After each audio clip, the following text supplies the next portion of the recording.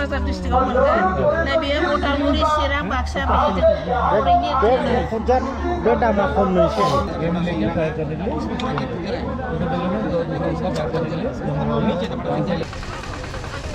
खुलुमबाय लोगोफोर आरो नोंसोर गासैबो आंनि बे PN ब्लग चेनेलावहाय बरायना लाबाय ओमफ्राय दायो जोङो दंफैयो बड'लेण्ड इउनिभारसिटियावहाय नोंसोरो अलरेडि मिथिगौ बेवहाय फेस्टिभेल जादों होननानैहाय first Bodoland international knowledge festival आरोना ओमफ्राय लोगोआवहाय दङ नै सनि ब्रादार ओमफ्राय जोंहाय नाइजेल ब्रादार दं आरोना अब्ला जों सिङावहाय हाबलांसिगोन अब्ला दा जोङो हाबलांसिगोन आरोना नै बेनो मेन गेटआ गोजौआवहाय लिरनानै दोनदों आरोना 27निफ्राय 27निफ्राय 2 तारिख मार्चसिम जागोन आरो बे प्रग्रामा ओमफ्राय नायदों नै गुबुन गुबुन माने स्टुडेन्टसफोर बिराद फैदों आरोना जोंबो दा हाबबाय आरोना बड'लेण्ड इउनिभारसिटि सिङावहाय नै केम्पास सिङाव हाबबाय आरो जोङो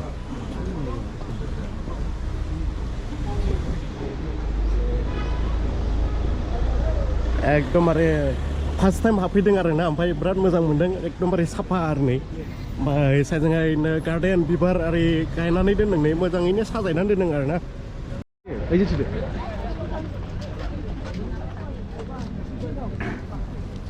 गाइसमोन नै आरो इयाव नायबावदो आरोना गेटनि सिङाव आरो गेटबाव आरो ओमफ्राय बिनि उनावसो मेन स्टेज आरोना मेन पेन्डेल प्रग्राम जाग्रा ओमफ्राय दा जोङो बै सिङाव हाबलांसिगोन आरोना मेन नोंसोरनो नायनानै लादो आरोना गाइसमोन नै मा रोखोमनि खालामदों आरो मा दङ बेखौ नायदों नोंसोरो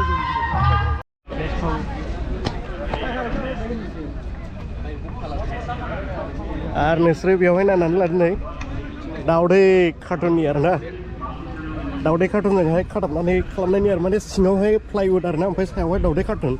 खालामदों आरो ओरैनो डिजाइन खालामदों आरोना नैबे गेटखौहाय नोंसोरो नायनो हागोन नै बेयावहाय जोंनि बर' आरोना बर'फोरनि बायखोन्दा नेरसोन दङ नालाय जोंनि डिमापुरावहाय दा बेखौनो बेयावहाय डिसप्ले खालामना होदों आरो नै बेखौहाय मानि खालामदों मोनथिला आंबो जायखिजाया हानि खालामदों खोमा बेखौहाय ओमफ्राय ओरैहाय न' दं आरोना नै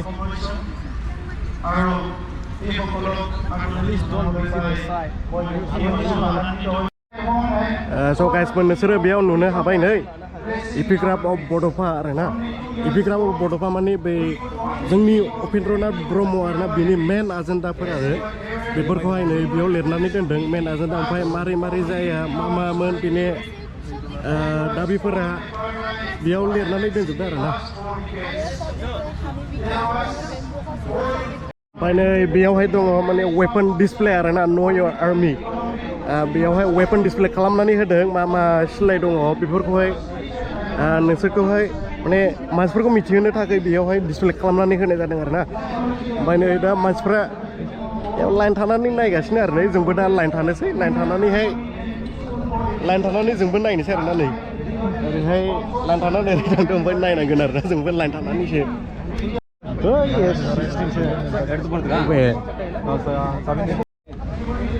अब्ला जोंबो मोनफैबाय आरोना नै आसोला बर' रायदोरा नै दैजेनबाय नै असा थिखिनि आनै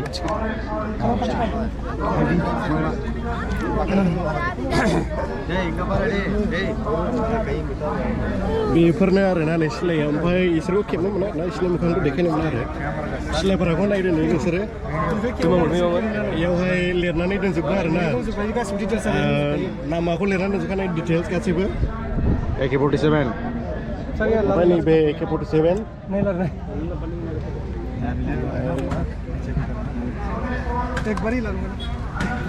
दांगोन होनबावला माथो दय दांल' गुलिखौहाय देखाय बियो एसि राइफल बेनो आरोना नै गुलिया बेखौ मा होनो 7.62 mm SIG राइफल आरोना बे खर' खेबोलेले रेंज है 800 मीटर इसके असल ड्रम में के 120 भर सकते हैं असल ड्रम का अंदर एक बेल्ट आएगा बेल्ट इनके डिक्की है அப்படி எவ்வளவு சீக்கிரம் என்னென்ன சொல்லுங்க பாருங்க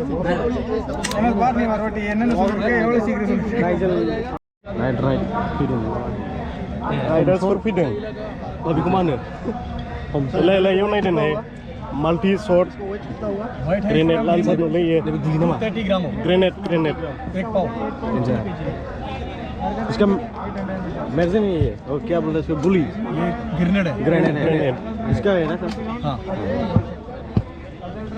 फायर करते ठीक है एक साथ हमें 6 ग्रेनेड को लोड करके फायर करते हैं ये 84 mm 4 mm रॉकेट लॉन्चर इसका वजन है 10 kg है 10 kg ये स्टूडेंट देश पर बनाया हुआ घूम जाएगा दूसरा ग्रेनेड इसमें क्या हो जाएगा 2 बंदा जरूरत है सिंगल बंदा फायर नहीं कर सकता 2 बंदा जरूरत खाली ना कोने बिकुने एक बंदा यहाँ से एम्युनिशन भरने के लिए इस्तेमाल करता है यहाँ से भरेगा दूसरा बंदा फायर करेगा दा खोना खाबाय नोंथांमोना नै सानै मानसि नांगौ बेखौ गावनो हाय जैसे मान लेना रामा इसका तो सॉलिड करना पड़ेगा आप लोग आगे क्रॉस करके थोड़ा आगे करो 2 बंदा चाहिए ना पीछे से बंदा आगे मीटर मैच ऐसे एकदम गेम लेके फायर करने के लिए इधर बगल में दो उसका फायर करने के लिए नीचे लेके ऐसे करके बेनजा ए बायदोलै नोंबो सनि मोनसे देनजार गिलितनो नै गिलि जागोन आं गाइसफोर नैबे स्नाइपार दे नै 7.62 mm sniper rifle shot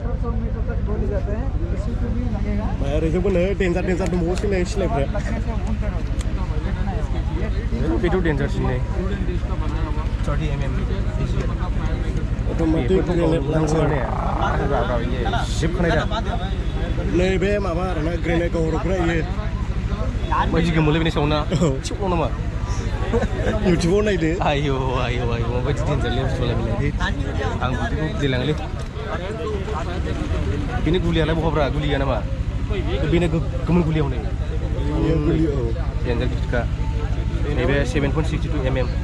mmg नैबेखौ mmg होनो mmg कितना स्पीड से पैदल में जा रहे हैं तो कितना स्पीड से जा रहे हैं कौन सा डायरेक्शन में जा रहे हैं आप साउथ वेस्ट में जा रहे हैं नॉर्थ ईस्ट में जा रहे हैं कौन सा डायरेक्शन में जा रहे हैं तो हर रियल टाइम लोकेशन इंफॉर्मेशन क्या पड़ेगा ये पूरा एक्यूरेट ये क्या करेगा बॉर्डर इलाके पे क्या होगा मैं 5 किलोमीटर पीछे रहेंगे वेपन्स क्या आगे डिप्लॉयमेंट होगा मैं क्या हुआ पीछे होगा पीछे से क्या करेगा मैं आगे इलाकों को सर्विस करते रहेगा जैसे भी टारगेट मिल गया उसका रेंज पता चल गया लोकेशन पता चल गया तो पता चलने के बाद अपना रेंज के हिसाब से क्या करेंगे उन लोग फायर करेंगे मैं उसको बताएगा इतना रेंज में टारगेट मूवमेंट हो रहा है कौन सा दिशा पर मैप तो पता चल जाएगा कहाँ पर है लोकेशन का साथ बताने के बाद क्या करेंगे एक्चुअली उसको लोकेशन के ऊपर क्या करेंगे बॉम्ब डालेंगे विदिन 2 मिनट्स में टारगेट क्या होगा बर्बाद हो तो नहीं तो क्या आपको लोकेशन पता चलेगा तो बॉम्ब कहाँ डालेंगे जोङो दा बे मा होनो गान डिसप्ले खालामनायखौ नायखांबाय आरोना नै सिलाय डिसप्ले खालामनायखौ नायखांबाय नोंसोरनो नुखाबाय भिडिअआ मा मा दङ अब्ला जोङो नै ओरै गिदिंलांबावसिगोन आरोना जोंहा नै एक्जिबिसन खालामनाय दं आरोना बायदिसिना एक्जिबिट खालामनायनि नोंसोरनो देखायलांनि जोङो गाइसमोननियावहाय नायदो आरोना नै बेयावहाय माने टुरिजम डिपार्टमेन्टनिफ्राय इनो डिसप्ले खालामना होदों आरो बिटिसिनि आरोना बिटिसि टुरिजम डिपार्टमेन्टनिफ्राय बिटिसिआव मा मा दङ बेखौहाय डिसप्ले खालामना होदों आरोना नोंसोरो सिङावहाय देखायनि माखौ डिसप्ले खालामना होदों बिसोरो बेयावहाय दङ नै मैदेर ओमफ्राय दावराइ बायदिसिना मै राइन' बेफोरखौ डिसप्ले खालामदों आरोना नै ओमफ्राय ओरैजोंबो दंबावो नै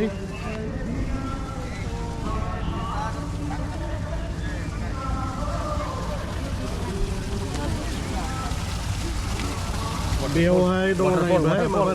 गल्डेन लांगुर नै गोजौआवहाय बिफां गोजौआव गाखोनानै दं नै गल्डेन लांगुरा बस्थाजों बिसिनि जोंनि क्लाबनि माबा आरोना मेन मा नांगौ जाखो क्लाबनि नेमा मा होनदों जानोलै जोंनि क्लाबनि नेमा गल्डेन लांगुर जाहैबाय जायगाया गल्डेन लांगुर ना गल्डेन लांगुर गल्डेन लांगुरा जाहैबाय मासे मोख्रानि नाम आरोना नै बेनो आरोना गल्डेन लांगुर माने गोमो जारा ना गल्डेन कालारनि मोख्रा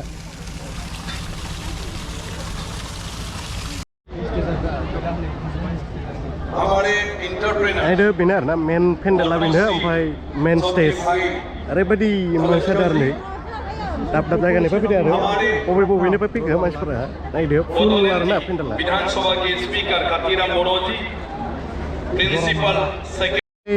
देखायना होदों आरोना पाब्लिक हेल्थ इन्जिनियारिं डिपार्टमेन्ट आरोना बिटिसिनि बेयावहाय देखायना होनाय जादों मारै वाटार साप्लाइ होयो मारै गामिफोरावहाय वाटारखौहाय मारै साप्लाइ होयो बेफोरखौहाय इयाव डिसप्ले खालामना होदों आरो नै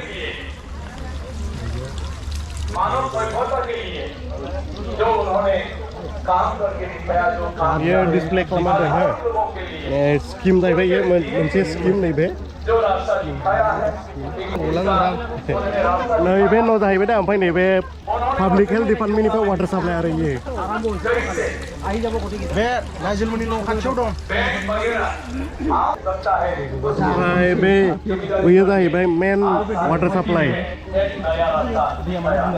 इयावहाय मेचिन एरि बायदिसिना दोनो आरोना बेनिफ्राय साप्लाइ होनानै ओरैहाय हरगोन आरोना दैखौहाय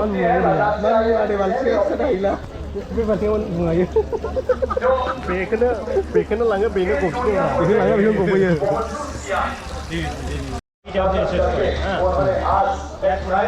পানীবিলাক তাতে জমা হ'ব তাৰপিছত এনেকৈ ঘৰে ঘৰে বিশুদ্ধ খোৱা পানী আমি দিওঁ আপোনাৰ গাঁৱত হৈছে না এনেকা মানে গাঁৱৰ এনেকা কৰি আছে হ'ব মানে সেম চিষ্টেম না এনেকা সেম চিষ্টেম প্ৰত্যেকটা ঘৰতে আমি বিশুদ্ধ খোৱা পানী কাটিম এইটোৱে আৰু দে থেংক ইউ এইটো আমি এক্সিবিশ্যন কৰিছোঁ ইয়াত बेयावहाय दङ जाहैबाय सेरिकालचार डिपार्टमेन्टनिफ्राय बेयावहाय नायनो हागोन एम्फौफोरखौहाय मारै दोननांगौ मारै दोननाङा बेखौहाय डिसप्ले खालामना होदो आरोना नै हागोन नै एम्फौ नुफेराखैबा नै एम्फौआखौ बिदिखौ होनो आरोना नै बेयाव गोथांनि पिक्सार दं नै एम्फौ गोथां दंना गैया सिखिरि हनै एम्फौ गोथांनि डिसप्ले खालामना हो बे एम्फौ गिदिर बे देरनायनि आरोना एम्फौ देरनायनि बेयावहाय लाइफ साइकेलखौ देखायना होदों आरोना मारै सिल्कवर्मा बिदैनिफ्राय फिसा जानानैहाय मारै फिथोब दैयो आरोना ओमफ्राय फिथोब दैनायनिफ्राय मारै सिखिरि जायो बेखौहाय ओरै देखायना होदों आरोना लाइफ साइकेल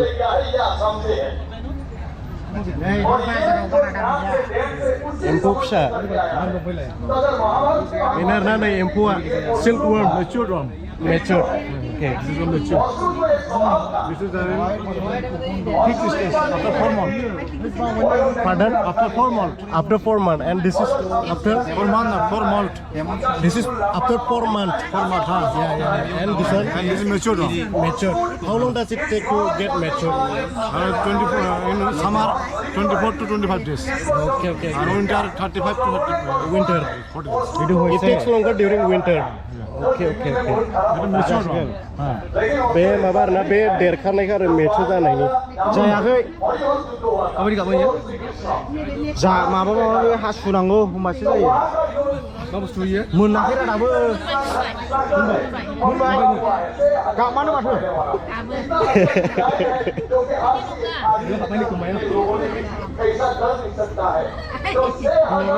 गोथां थायो खिब'आव खि थायो बियो गाबोन फिथोब थोबसिगोन ओमफ्राय जोंथ' इदिखौल' नुदोंलै दाबो बेफोरखौहाय नुवाखै आरो बेखौथ' नुबाय बेखौथ' नुबाय ओमफ्राय इदिबायदि फिथोबखौ नुफेराखै आरो जोङो बेयो क'क्राझार डिस्ट्रिक्टनि जोलै क'क्राझार डिस्ट्रिक्ट जोलै बे क'क्राझार डिस्ट्रिक्टआव मोनगोन नैबे मथामुरि चिरां बाक्सा बे दामा खम एसे बे एसे खम बेखौ चिराङाव मोनो होमब्ला ने अबेया दामसिनथाय नैबे दामसिन बे गोजाया दामसिन जायो बेखौ क'क्राझारावल' मोनो ने इन्दि फिथोब बेबो इन्दि फिथोब खिन्थु गुफुर आरो माबाया ओमफ्राय नैबे मा मुगा बे बिफाङाव जों होनानै फिसियो नैबे मालबारि बे न' सिङाव फिसियो इन्दि जेरै बेनो ने माबाने बे मुगा ओमफ्राय बे इन्दि बेगर